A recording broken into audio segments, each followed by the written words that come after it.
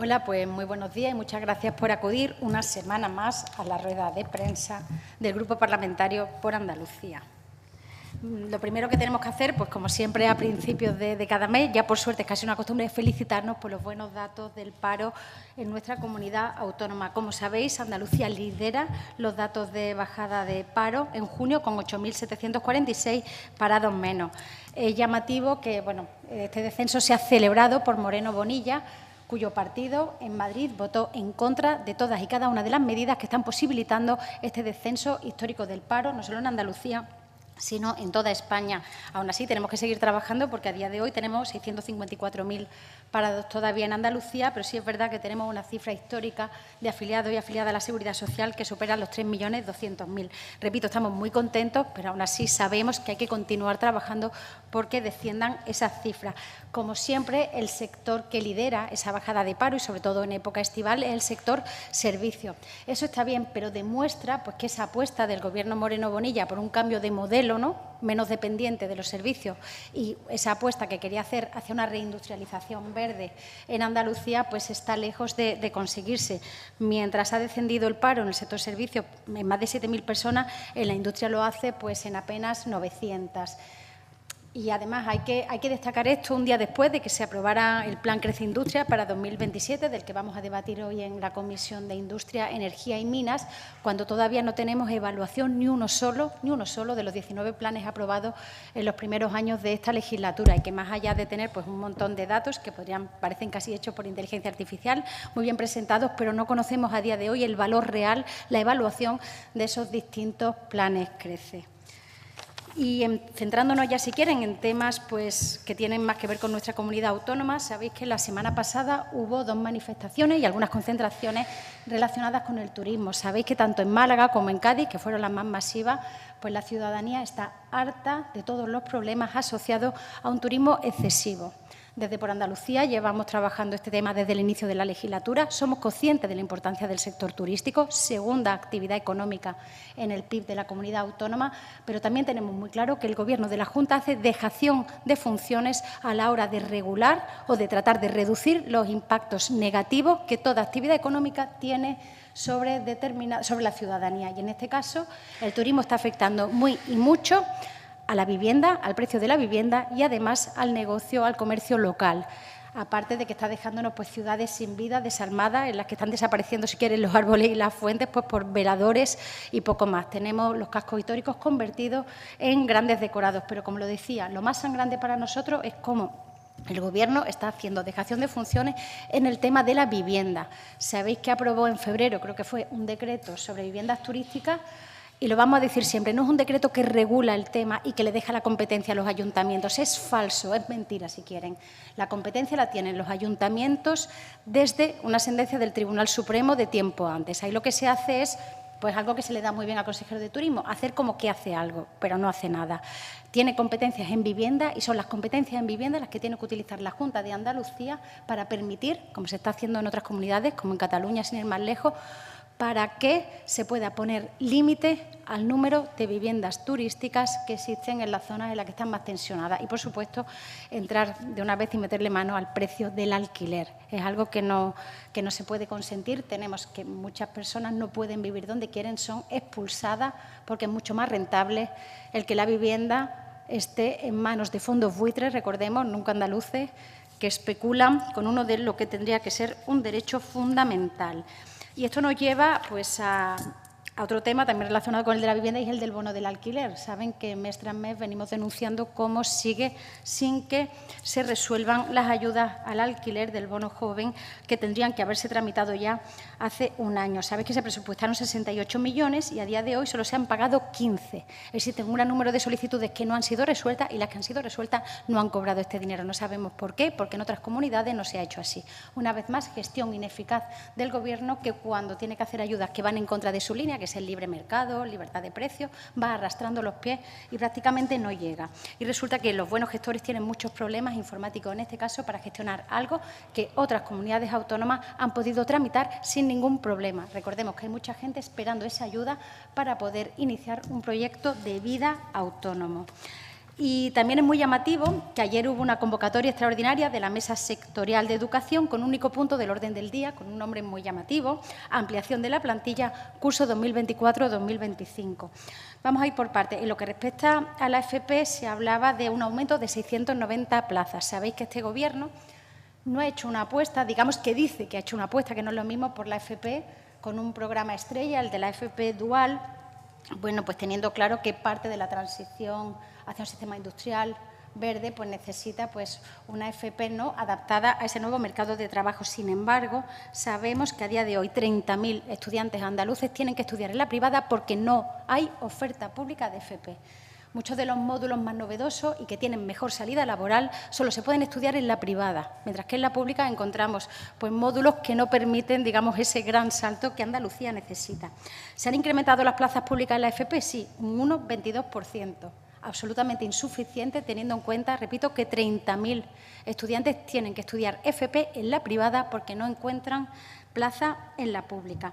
Es curioso porque se habla de que hay 690 plazas más, ¿no?, de profesorado.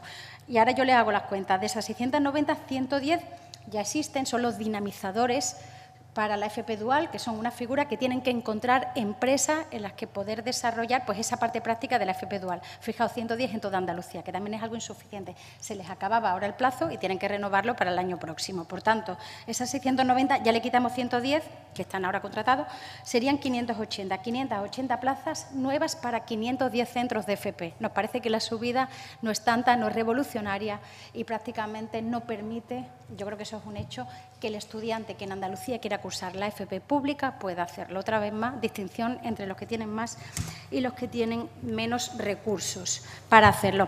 Se dice que también se adjudican 260 plazas de educación especial, PT y ALE. Esto me hace especial gracia. Sabemos que acaba ahora, va a terminar el contrato de 400 profesionales, 400, ni más ni menos, de un programa de la Unión Europea que se llama Transformando 2021-2024. Luego, la plantilla de PTIL realmente se va a reducir en 140. Se anuncian 260 plazas, pero cesan 400. Si ustedes hacen las cuentas, eso da 140 menos. Y déjenme que en este punto les comente un caso especialmente sangrante que está saltando estos días en los medios de comunicación, aunque no es el único. Cristian, un niño de la Puebla de Cazalla, que termina ya su educación en un colegio público, tiene que pasar al instituto y no va a poder hacerlo porque no existe plaza en su localidad en el aula específica. Un niño que ha cursado pues, toda la educación básica bien integrado con sus alumnos, con lo difícil que es eso, que además lo ha cursado no en una aula específica, sino en el aula general, con los apoyos necesarios, y que cuando llega el momento de hacer ese tránsito difícil siempre para los niños con necesidades educativas especiales hacia el instituto, no va a poder hacerlo porque le dicen que no hay plaza en el aula específica. Y este es el Gobierno del cambio, que tanto le preocupa la diversidad, que tantos titulares nos deja. Nos parece que cuando nos ponemos en la piel de estos casos concretos es cuando nos damos cuenta lo que le importa realmente al Gobierno de la Junta de Andalucía, en este caso no solo nuestros niños y niñas de colegios públicos, sino sobre todo los que más lo necesitan. Para este niño, para esta familia, esto puede ser, pues, es un auténtico drama lo que le va a suponer en lo personal no poder dar el salto hacia el instituto con sus compañeros y compañeras, con lo que le ha costado llegar hasta allí. Y eso quiero recalcarlo. Y siempre son familias con menos recursos, ¿vale? Cuando hay recursos todo es fácil porque al final uno acaba buscando la manera de hacerlo. También existen pues, 300 plazas de orientación correspondantes a unidades de acompañamiento que siguen sin estar garantizadas ahora mismo, con lo importante que es el papel de los orientadores y las orientadoras con toda la problemática asociada al estudiantado. Y no hay ni aumento ni una sola plaza, ni en infantil, ni en primaria, ni en ESO, ni en bachillerato, ni en enseñanzas artísticas. Por tanto, en el caso de la educación vemos como hay más de lo mismo. Y esto nos lleva a comentar la decisión que adoptaron ayer todas las comunidades autónomas del Partido Popular de hacer una única prueba común de EBAU, de acceso a la universidad, porque, según ellos, existe una desigualdad en función de los territorios. Lo primero es que es llamativo de un Gobierno que se dice andalucista, que renuncie a su autonomía para, bueno, pues en este caso lo siento, pero hacerle seguidismo a Feijóo una vez más y pactar con otras comunidades autónomas esa prueba común. Y decir que existe desigualdad en la EBAU, claro que existe, pero existe entre el alumnado que estudia en la educación pública y el que estudia en la escuela privada y llega con las notas infladas. Saben que hay estudios que así lo dicen, el alumnado de la educación privada llega con las notas infladas y, por tanto, llega en condiciones de privilegio al acceso a la universidad. Esto sumado a que, bueno, en este mes de julio vamos a aprobar 2 nuevas universidades privadas, pues ya nos demuestran, nos ponen la prueba clara de qué es lo que piensa este Gobierno de la educación, sobre todo la educación superior, tanto la FP de grado superior como la universidad va encaminada hacia una privatización cada vez mayor, a costa de permitir pues cada vez más oferta privada y asfixiar a los centros públicos. Eso sí que es diferencia y no entre un ciudadano de una comunidad a otra. Dentro de la misma, si tienes o no recursos, podrá acceder a una educación de más o menos calidad. Y para terminar, bueno, pues como siempre, alertar de lo que está pasando con el plan de verano de la sanidad. Se nos dice que no va a haber cierre de camas, pero claro, por mucho más que se nos diga, cuando hay mucho personal de vacaciones y cuando muchos ambulatorios van a cerrar, muchos centros de salud van a cerrar por las tardes, claro que hay una reducción de la atención sanitaria que de manera directa e inmediata nos va a llevar a aumentar listas de espera que ya de por sí son espantosas y escandalosas. Y hay que decir que esa idea de que no contratamos a más personal porque no hay, porque están en otras comunidades autónomas donde encuentran contratos de mayor duración y en mejores condiciones laborales, porque nosotros conocemos y hemos hablado con profesionales andaluces formados aquí que quieren vivir y trabajar aquí, pero que no lo hacen porque las condiciones que les da el SAS son absolutamente lamentables y acaban en otras comunidades autónomas que los consideran mucho mejor. Así que hay que decirle al señor Moreno Bonilla que tiene que hacérselo mirar, y eso de que el plan verano no va a suponer recortes sabemos todos y todas que no es cierto. Y luego, para terminar, pues la lista de la dependencia. Como saben, en Andalucía estamos a punto de conseguir el récord de ser la comunidad con la lista de espera mayor. Ahora mismo somos la segunda, solo por detrás de Canarias, pero es que Canarias está reduciendo las listas de espera a un ritmo tal que es previsible que en pocos meses nosotros seamos la comunidad autónoma con la lista de espera mayor. Solo recordarles que la media en España está en 329 días, que no es que sea poco, pero es que en Andalucía está en 580 días. 580 días. Imaginaos lo que eso supone para una persona mayor y por eso los datos de que el año pasado fallecieron 9.000 personas sin recibir la atención a la dependencia, esperando 9.000 personas. Y hay que pensar no solo en los que fallecieron, sino en sus familiares que los tuvieron que atender. Normalmente mujeres que dejan sus trabajos muchas veces, sus familias, y que bueno, pues sufren unas condiciones muy duras para poder atender a familiares que tienen derecho, porque así lo establece la ley, a ser atendidos y que no lo son por la mala gestión del Gobierno de la Junta de Andalucía. Decir que a 31 de mayo había en España 53.930 solicitudes y, de hecho, el 58% pues, no habían sido valoradas en Andalucía. Perdón. Por tanto, hay que recordar que este es un tema en el que queda mucho por hacer y que, lejos de recortar, como nos dicen, lo que estamos es a punto de lograr el dudoso honor de ser la comunidad autónoma con la peor atención a la dependencia de toda España. Y ya, sin más, quedo a su disposición por si tienen alguna pregunta.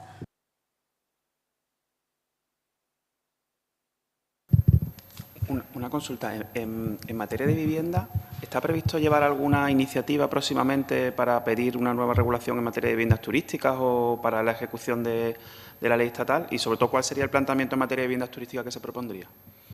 Para empezar, existe una serie, la Junta de Andalucía, estamos estudiando alguna iniciativa, sí, y esperamos tenerla pronto. Pronto sería antes de verano. Lo que es cierto es que la Junta de Andalucía no está tiene competencia en materia de vivienda y no lo está ejerciendo. Para empezar, porque con la lista lo que hizo fue modificar la autorización necesaria para cambiar el uso de una vivienda de residencia habitual a vivienda turística por una declaración responsable.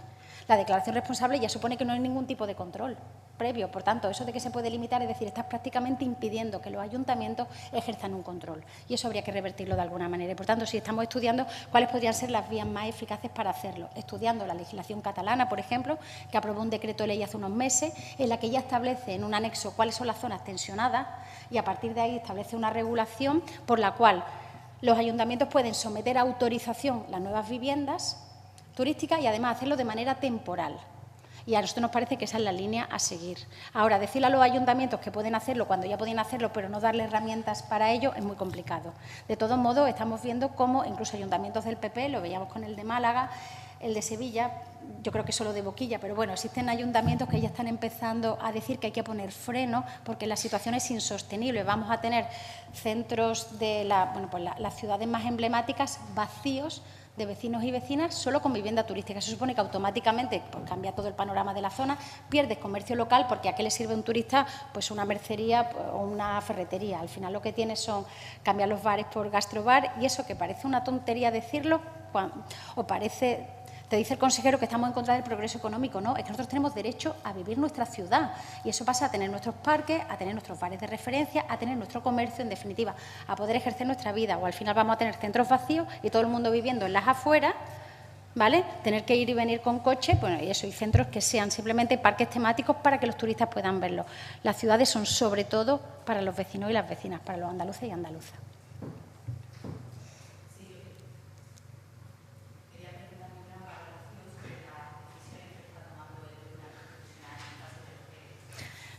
Decir que siempre hay que respetar las decisiones de los tribunales, en este caso del Tribunal Constitucional, aún más. A nosotros lo que nos parece sorprendente y que es impropio de un Gobierno son las declaraciones de ayer del señor Pacheco, del portavoz del Gobierno de la Junta de Andalucía, al respecto. Nos parece que no está calibrando bien la importancia que tiene, bueno, pues que un Gobierno asuma y acate las decisiones jurisprudenciales.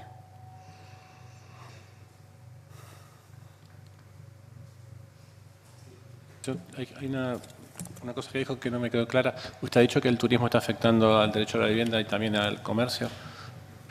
Entiendo que dice que está afectando de forma negativa al comercio, al turismo. Sí, al comercio tradicional. Lo que estoy diciendo es que las ciudades están cambiando totalmente pues, su fisonomía, si quiere, y el comercio local y tradicional de toda la vida tiene que cerrar porque cuando no hay habitantes hay cosas que dejan de resultar necesarias.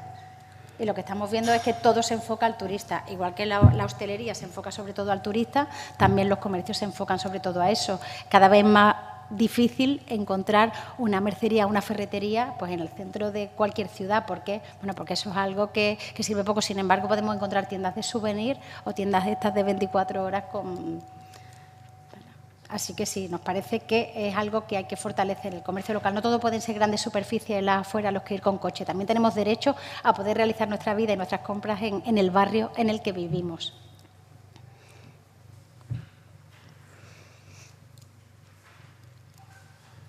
Listo, pues gracias.